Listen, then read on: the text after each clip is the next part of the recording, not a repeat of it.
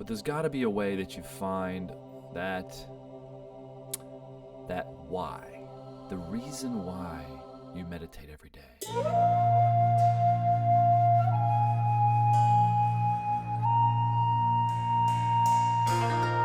Welcome back to another episode of the Meditation and Mindfulness Podcast. I'm Rob Zaremba, and today I'd like to start off a little bit by talking about how to meditate and kind of go through the steps. I think if you're interested in meditation and you want to get started, or you're new to meditation and you kind of haven't quite found your pace or your technique or your specialty, hopefully today we can clear up a few things for you and get you started meditating. There are many reasons why people start meditating. Either they're looking for the truth, they're looking for reality, or maybe they're just trying to overcome stress, anxiety, maybe just increase their ability to concentrate, or perhaps have a better mental performance. Maybe they want to improve their memory. There's a whole host of reasons why people start, and there's a whole host of reasons why people are interested in meditation. And when you're just starting out with meditation, there's a lot of options out there. There's a lot of techniques, there's a lot of differing opinions on how to start, how to meditate. So I'm just going to give you my take on it, and hopefully you'll find it helpful, because that's what I'm here to do. I'm here to inspire you to meditate. I'm here to motivate you to meditate and hopefully inspire a regular meditation practice. Because from my experience, to really derive consistent benefits from meditation, you have to do it regularly. And that means dedicating and scheduling it every day. Make it part of your habit, part of your routine. And ideally, it would be great to meditate twice a day, in the morning and in the night. But if you just got time for one meditation per day, schedule it in your morning routine. So here's how I go about my morning routine. After I get up, I like to have a small breakfast. I'm a workout guy, so I have a protein shake for breakfast. This might not sound like a small breakfast to you, but it is for me. I have a protein shake, and then I have a bowl of oatmeal, and then I have a cup of coffee. I think it's a good idea to make sure that you wake up and wake up fully before you meditate. Sometimes if we're sleeping and we wake up and we're kind of still in a daze, or we had a weird dream and our mind is just not quite awake yet, having a little cup of coffee or a cup of tea can do just the trick to get you to wake up and be alert and be ready to meditate. It's very important to be alert when you meditate, because meditation is about awakening. Meditation's about waking up. Sure, it's about calming the mind, and there's an element of relaxation to it in terms of releasing tension. But it's absolutely about awakening to that deeper part of ourselves. So I like to have a cup of coffee and then take a shower. It's very important, in my opinion, to take a shower before you meditate, because water has the ability to cleanse the energy. When we sleep, we tend to pick up, when we sleep, we enter into the astral realm. The astral realm, or the astral dimension, can leave, if we enter into the astral realm, it can leave some sort of impressions on our energy body. And when you wake up, sometimes you can feel spaced out. If you had a weird dream, you can kind of, you still have the memory of the dream, and who knows, maybe you were running from some monster or something in your dream, or trying to escape that tidal wave or whatever it might be. And you wake up and you kind of feel there's some residual dream energy still in your mind, still in your body, still within your energy. So water will help to cleanse and purify anything that you pick up in the dream realm.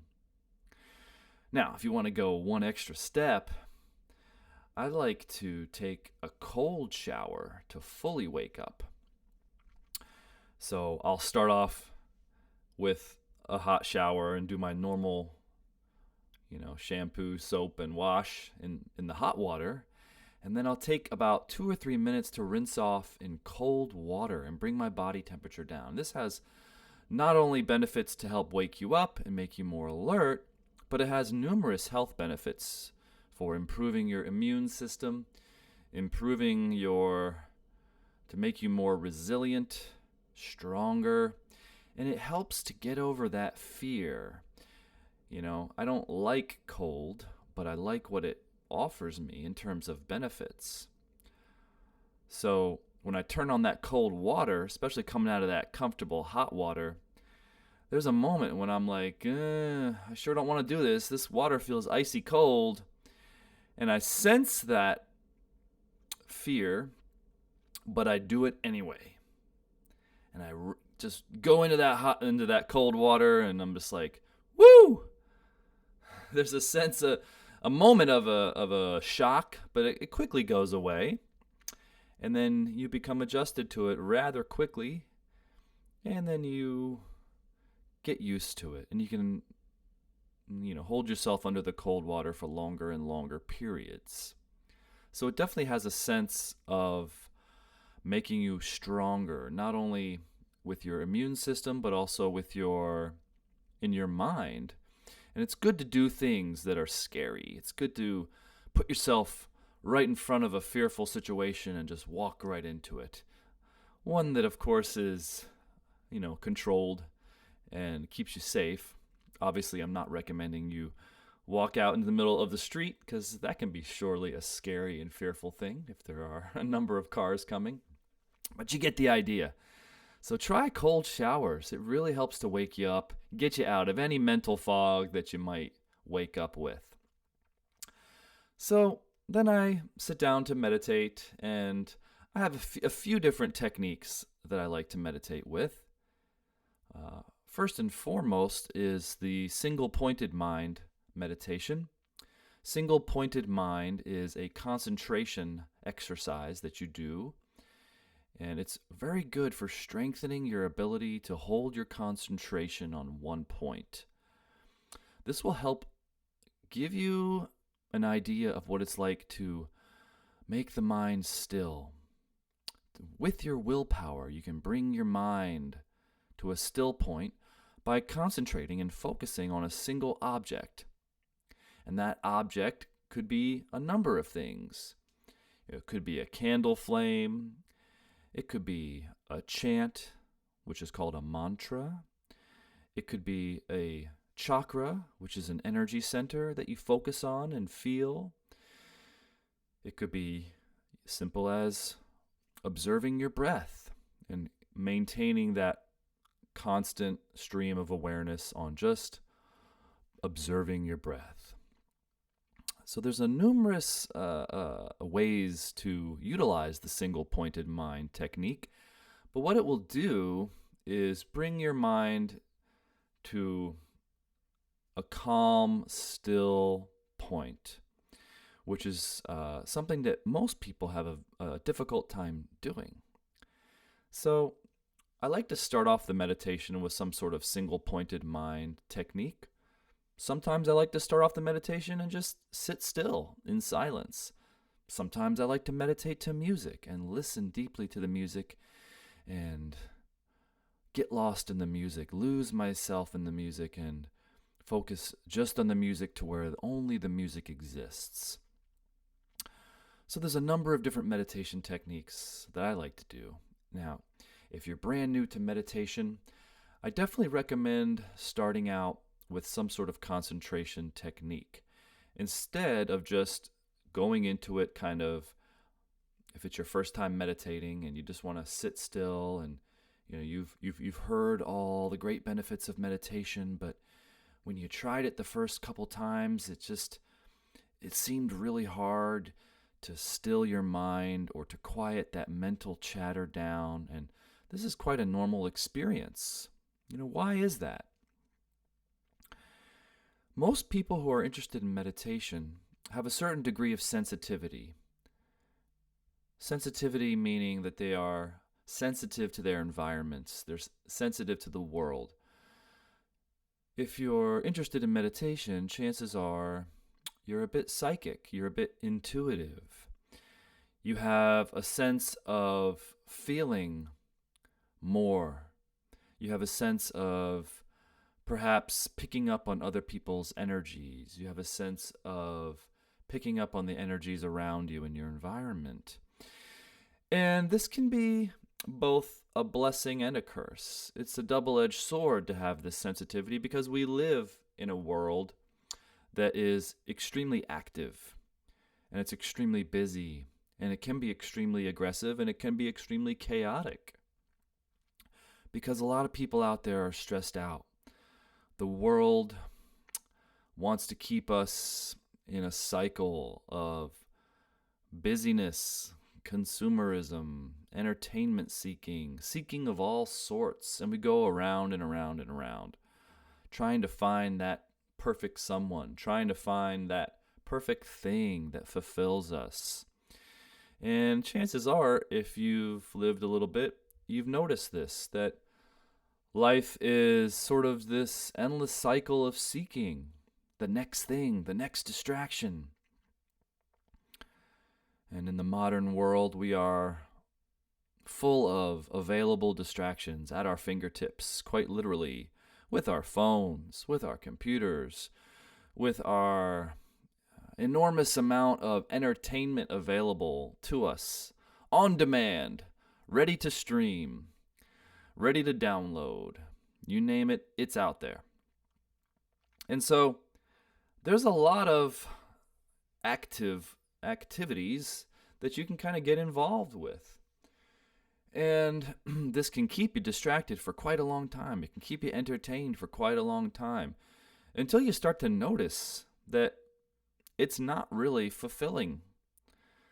It's not really fulfilling. If you've ever, and I'm guilty of this.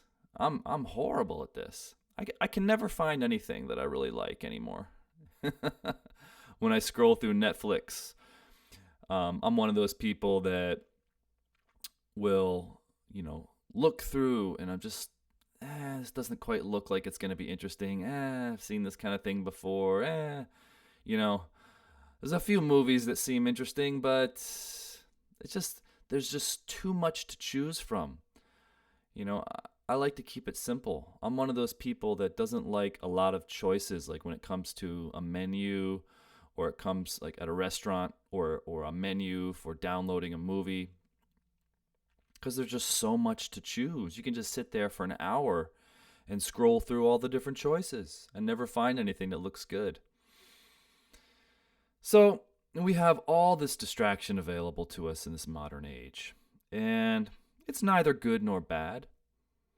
But it is what it is. And if you're a sensitive individual that's interested in meditation, you can kind of get caught up and swept up in something and notice that it's just a perpetual wheel of one distraction after another. And it's not really getting you anywhere. It doesn't really satisfy because you're just seeking the next distraction as soon as that one's done. It's like the old adage, when you're really looking forward to something, buying something, meeting someone, whatever it might be, going to a certain place. And in the beginning, when you're searching for it, you're full of that search and it's exciting. You can't wait to get there. You can't wait to get that thing. You can't wait to see or meet that someone. And then you finally get that thing. You finally meet that someone, or you get to that place. And you kind of feel like, oh, okay, now that I have the thing that I was so desperately wanting, it just doesn't seem like the fulfillment that you thought it would offer. You seem kind of empty because you were full of the search for that thing. You were full of the excitement of wanting that thing or that someone or that vacation or that whatever. And then you get it, and it may not be a letdown, but you just don't feel like as excited as you were when you were researching the hell out of it, when you were seeking it, when you were trying to find the best deal and, watching all the different videos about it on YouTube. So life can be a lot like that. It gets to the point where you realize that one search after another is never going to bring you the fulfillment. So, there's so many different things that can keep you on that seeking wheel, that cycle of seeking pleasure, cycle of seeking happiness. When are we ever going to be happy? When are we ever going to find happiness? And so we find that, well, hey, I hear meditation's pretty good. I see Bob meditates and Sally meditates, and well, she claims it really works, so I'm going to try meditation. And as a sensitive individual interested in meditation, it's very important to be able to block out distractions from the world, to be able to sit down and stop being distracted, stop being influenced by the world. So I think step one in a successful meditation practice is establishing a place in your home or in your apartment or in your room that is your meditation area, whether it be a corner of your room that you've designated for your meditation area, whether it be a specific area in your home, a room. I like to sit right here when I meditate, and I have a specific meditation chair that I like to sit on, and I have a wall that's not too front of me where I like to place one of my favorite objects of concentration called a Sri Yantra. A Sri Yantra is a visual focus device that you simply look at with your eyes in order to train your single-pointed mind concentration ability.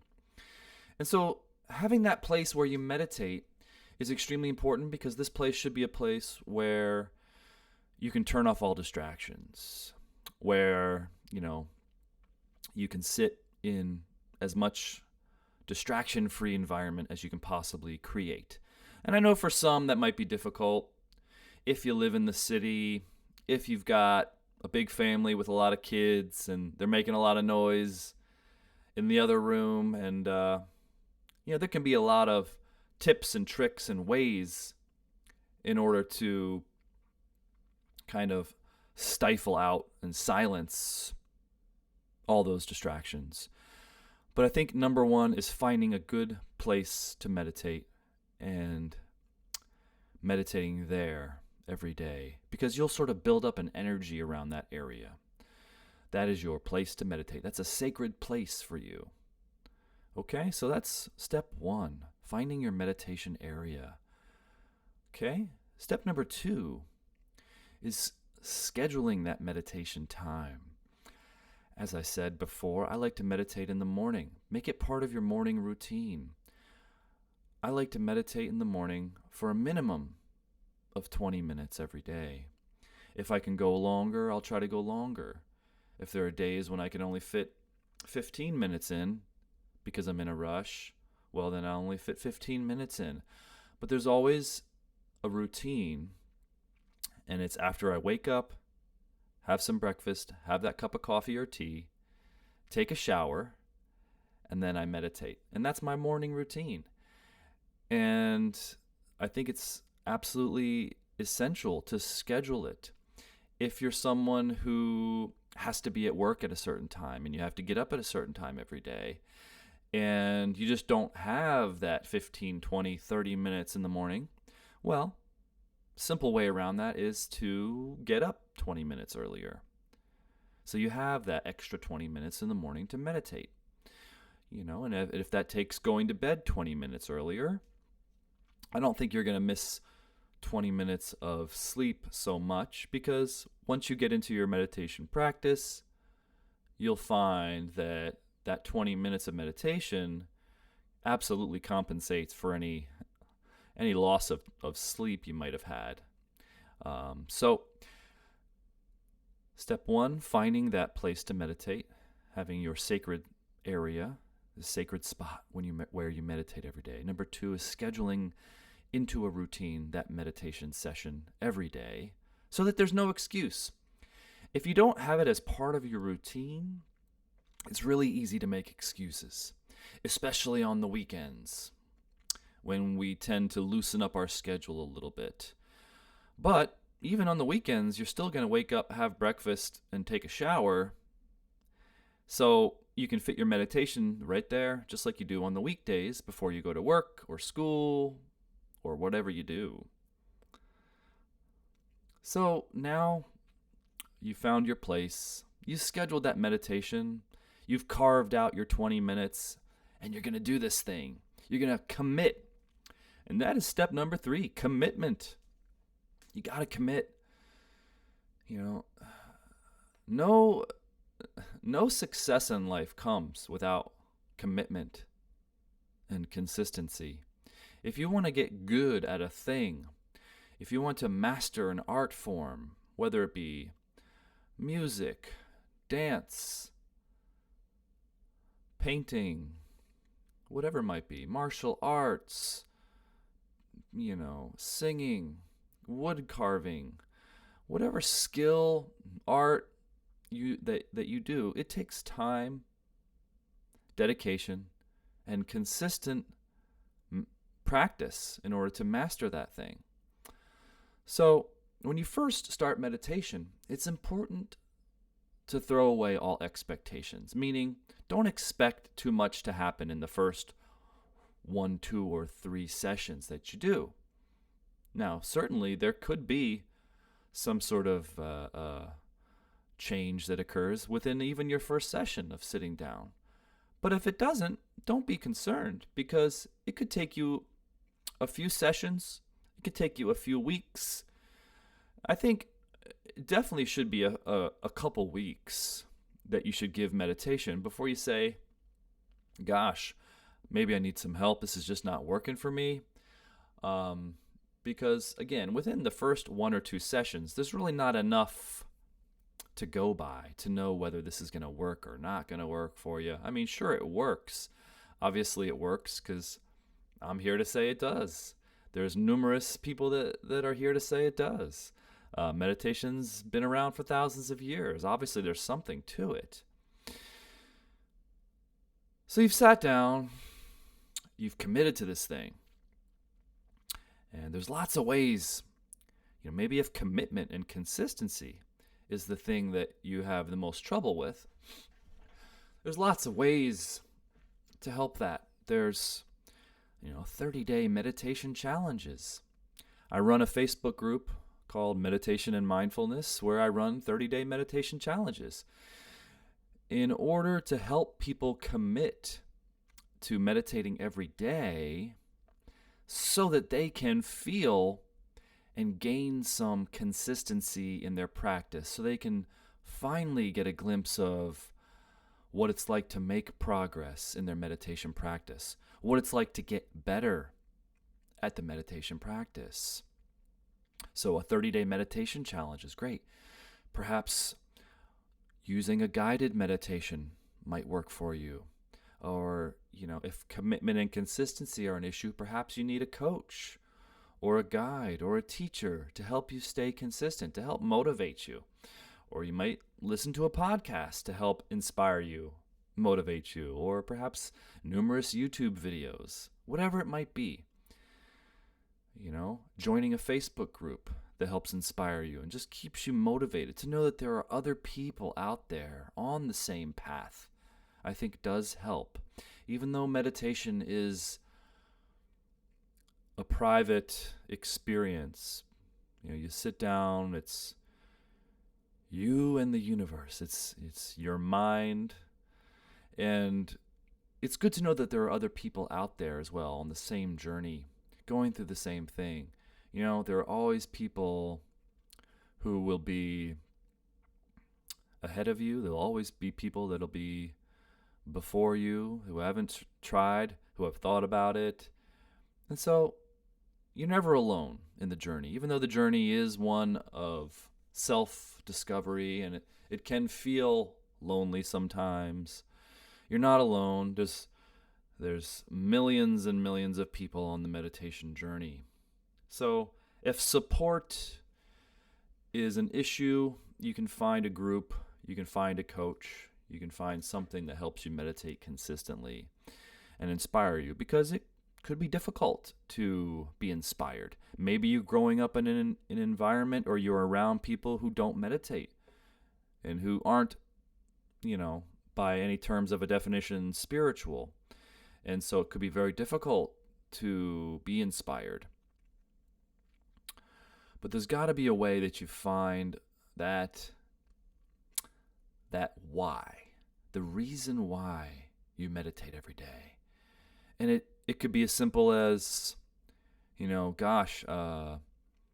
just can't stop this mental chatter. It's really starting to become stressful.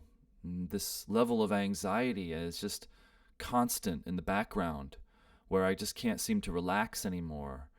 Or, maybe my job is so stressful that, I don't want to resort to things that might be unhealthy for me to take away the stress. So I hear this meditation stuff can be good. Or maybe you're seeking,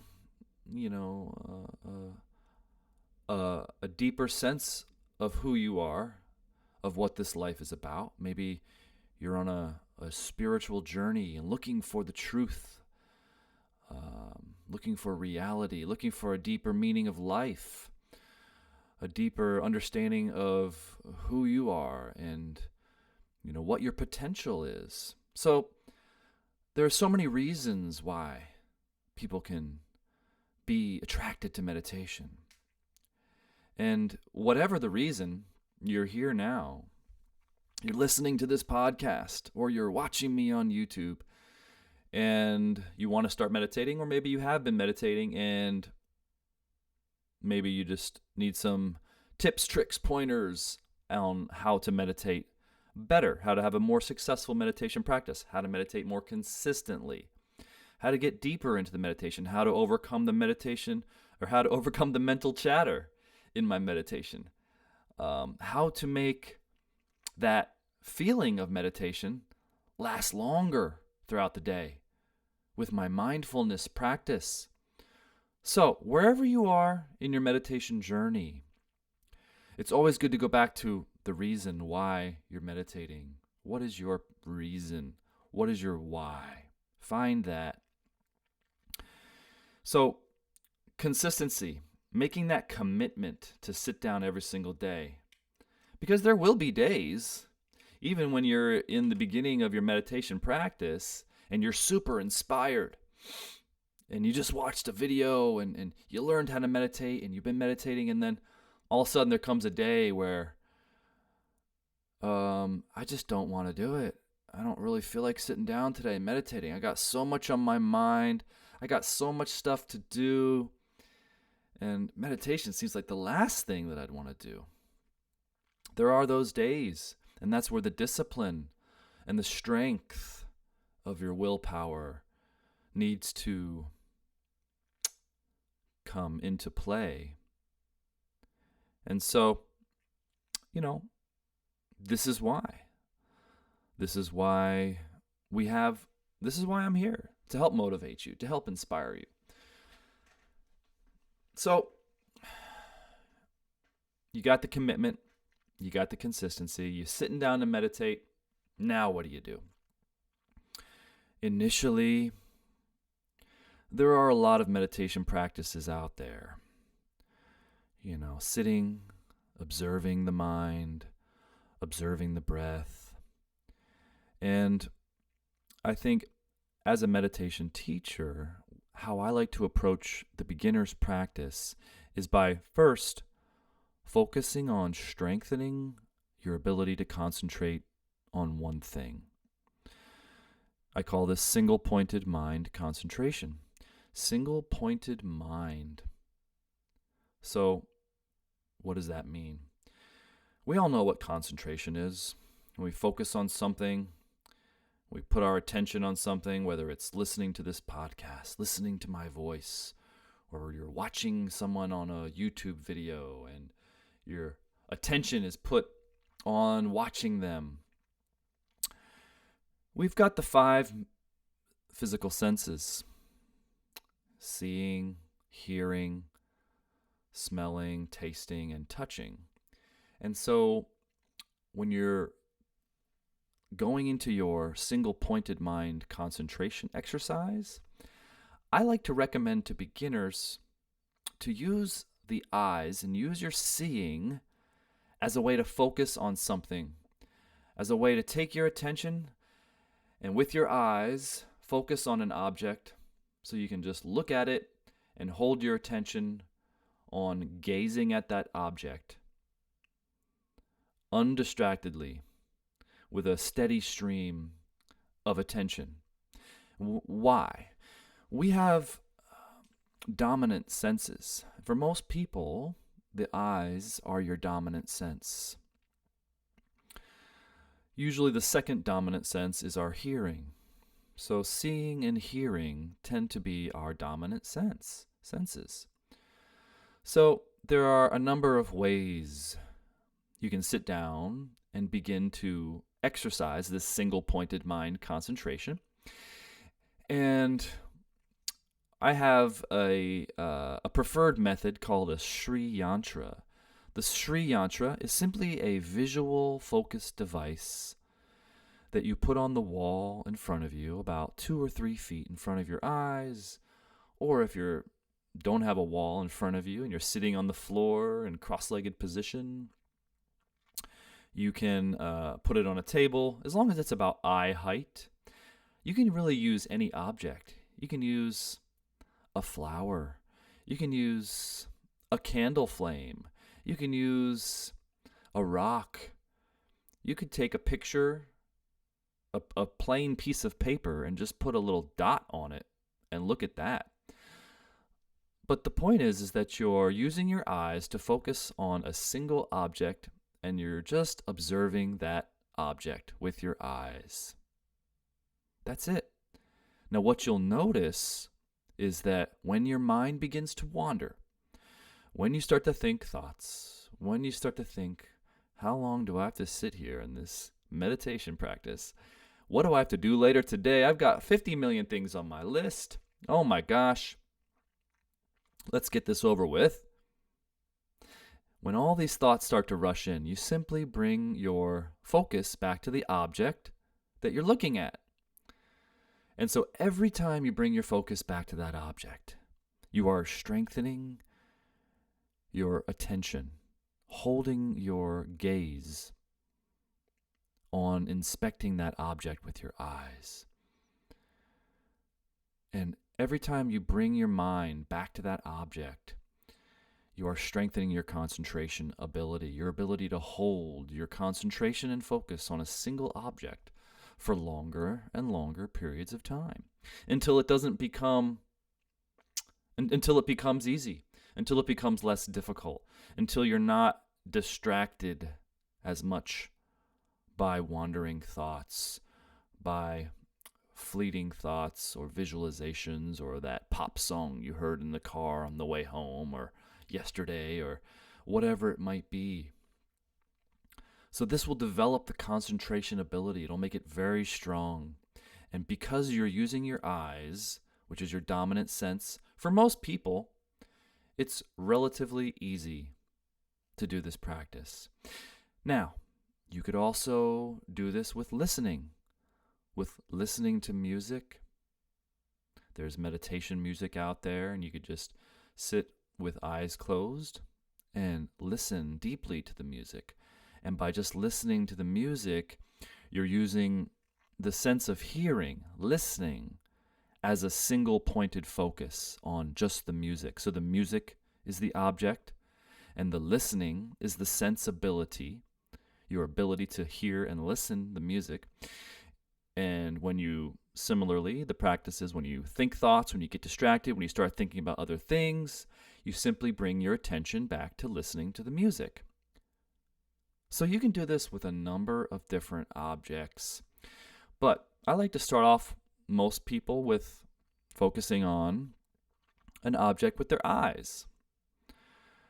And this is a great way to develop that single-pointed mind concentration ability and to give you a sense of what it's like to shut out that mental chatter and to bring the mind to a still, calm point. And so this is very important to have that experience as a beginner, because if you just go into meditation without any formal concentration exercise ability, you can get very caught up and swept away in your thoughts, and it can become very easy to get distracted by a busy mind. And we have a busy mind because we're sensitive individuals. We're psychic individuals. As I was saying earlier, if you're attracted to meditation, chances are you have a degree of sensitivity that allows you to feel and pick up all the energies around you. So what this means is that you have to learn to block out that ability for a moment and focus on one thing to develop that concentration ability and that willpower that will give you the ability to later do other things with meditation, to be able to sit still, let go, and not get swept up into thought, and to move toward that feeling of stillness. And so this is the introductory practice that I normally recommend for beginners. And this could take up perhaps the first 5 minutes of your meditation practice. So if you're a beginner and you sit down, and whether you're sitting on the floor or whether you're sitting in a chair, it doesn't matter. What matters is that you have a good posture. So before you get into the actual practice of your single-pointed mind, after you've gone through steps 1, 2, 3, you've found your meditation area, you've scheduled your meditation, you know exactly how long you're going to be meditating for, and I recommend setting a timer on your phone for whatever meditation time you've committed to. If it's 15 minutes, use your timer app on your phone and put 15 minutes so that you sit there for at least the 15 or 20 minutes or however long you set, and you develop that discipline to sit there no matter how hard it might be at the beginning, and to discipline yourself to sit there and do the practice of focus or whatever meditation technique that you're doing, and to do it for the time that you've committed to doing it. Another tip is that put your phone in airplane mode before you meditate. Otherwise, you're going to get calls, you're going to get notifications, you're going to get texts, you're going to get emails, whatever it might be, while you're sitting there meditating, and that's going to be a big distraction for you. So put your phone in airplane mode. Put your timer app on 15, 20, whatever minutes you're sitting down for. Start your timer app. And then sit. And for the first 5 minutes of the meditation, try a single-pointed mind exercise. And after your single-pointed mind exercise, then pull back and just observe the mind. Now, when you're not doing a single-pointed mind exercise, there's a lot of different things that you could do after that. You could move your attention to a chakra. A chakra is an energy center in your energy body. And a lot of people like to focus their attention on feeling the chakra. And that will take you to a different level in your meditation practice. You could focus on reciting a mantra internally. You could go to focusing on nothing and just focus on the stillness that's within your mind. And every time you get distracted by a thought, you return to observing those thoughts. And from the observer's point of view, the realization will come that the observer that is observing the thoughts is already still. So there's a beginning, there's an intermediate, there's an advanced approach to meditation. There's many different approaches, techniques, and one is not better than another. I think it's important to understand yourself why you're meditating to begin with. Are you meditating to seek enlightenment? Are you on the spiritual path of self-discovery?